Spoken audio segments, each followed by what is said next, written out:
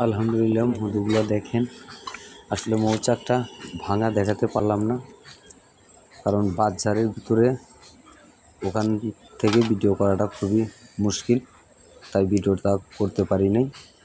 মধুগুলো দেখাচ্ছি, দেখেন প্রাকৃতিক মৌচাকের মধু, দেখেন কত সুন্দর মধু। মধুগুলো খেতে খুবই সুস্বাদু হবে। প্রাকৃতিক চাক থেকে আমরা সংগ্রহ করলাম। এটা কিন্তু 3 নাম্বার কাটা থেকে কিন্তু এই মধুগুলো সংগ্রহ করলাম। মানে এর আগে এই মৌচাকটা আরও 2বার কাটা পড়েছিল, এবার দিয়ে 3 নাম্বার কাটা।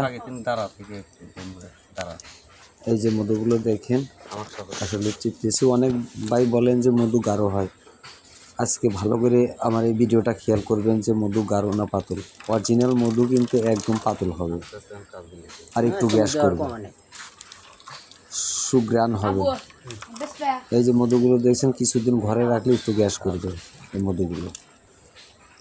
এটা হচ্ছে 100% পিওর মধু, একদম খাঁটি মধু, নির্ভেজাল মধু।